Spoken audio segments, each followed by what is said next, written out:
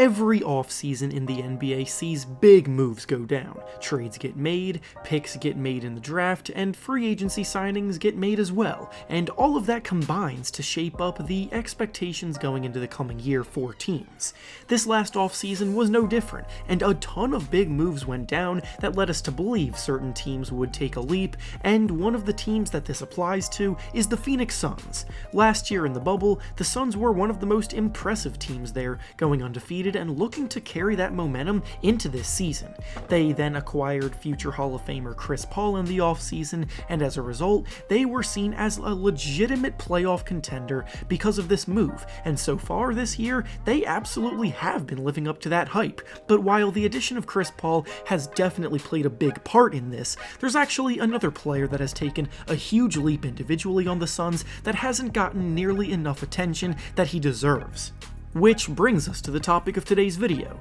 Today, we'll be discussing Mikal Bridges and his ascension to being one of the most impactful two-way wings in the league early on this season, having a massive breakout year, and how he's been one of the biggest keys to the Suns' early success. We'll briefly discuss his journey to how he got to this point, where he excels on the basketball court, how he's improved to get to this point, and how he could potentially be moving forward. Before we start though, it turns out about 67% of you watching right now aren't even subscribed to the channel, so please, if you enjoy the content, consider hitting the subscribe button, as not only does it help out a ton, but I would also very much appreciate it. Now with that being said, let's begin.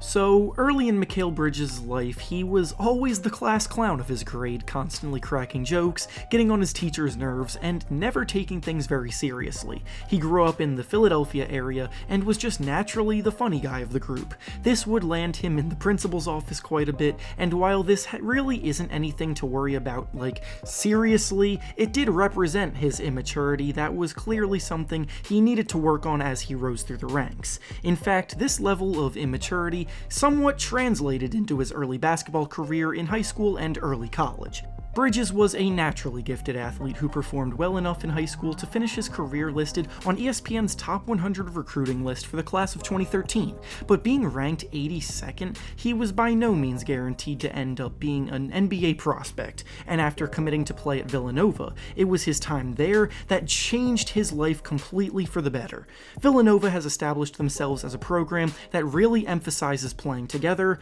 working hard, being selfless, and putting the team first above all, more so than other college programs, and they've been one of the most successful programs in college in recent history because of this. But this was definitely an atmosphere that Bridges needed to adjust to. He came into his first year admittedly hating working out, even trying to duck some of the voluntary team workouts early on. But with Villanova being the program that it is and the culture it's built, they redshirted him his first year there in order to get him integrated to the program. Coach Jay Wright and assistant coach Ashley Howard took him under their wing, pushing him through workouts and encouraging him to get the most out of himself, and by the end of his career there, he had transitioned from the immature, skinny, somewhat lazy player to being one of the hardest workers on the team, a two-time national champion, and a legitimate NBA lottery pick.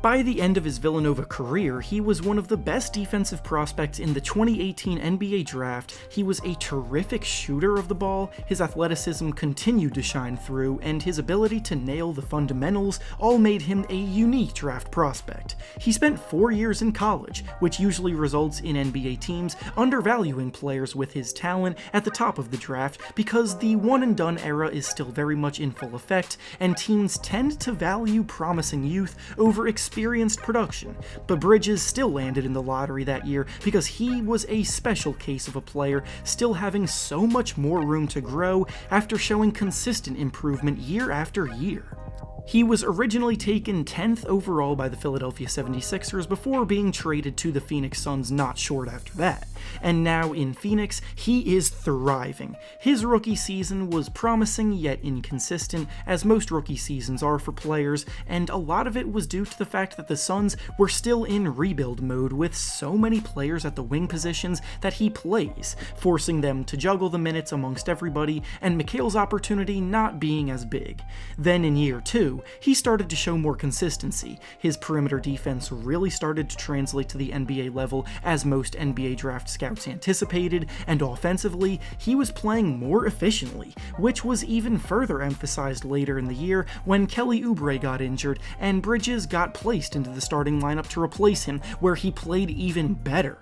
Now this year, Bridges is the team's full-time starter out on the wing, and on this new-look Suns team, he's playing the best basketball of his life. On the season as a whole, Bridges is averaging about 15 points and 5 rebounds per game, while shooting the ball incredibly efficiently at 50% from the field and 45% from 3. He's embraced the 3-and-D role and performs perfectly in this role, and on top of that, his confidence is shining through to where he's actively looking to get his shot off, which wasn't always the case in his first 2 seasons. Additionally, he literally has the lowest turnover percentage in the entire NBA, only turning it over 2.4% of his touches, which is definitely not something you typically see from a young player growing into confidence looking to expand his role. When he gets it, he stays under control, he gets to his spots without trying to do too much, and he's even talked about how much of a focus it has been for him to keep his dribble alive